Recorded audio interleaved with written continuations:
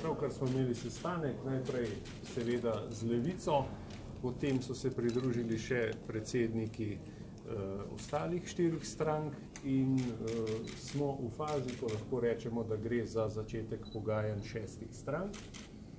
6 strank se bo pogajalo, mi bomo v zelo kratkem času bodo strokovne skupine opravile delo, da se pride do izhodišča za potem seveda končno pogajanje vseh predsednikov in to se bo zgodilo tako, kot se je zgodilo nazadnje, ko smo imeli večurna pogajanja in bomo tam poskušali potem uskladiti tudi naša stališča in doseči dogovor, ker mislim, da je prav, da smo aktivni pri tem, da zadeve izpeljemo operativno in da tudi pridemo do dogovora. Današnji sestanek je pa seveda pokazal,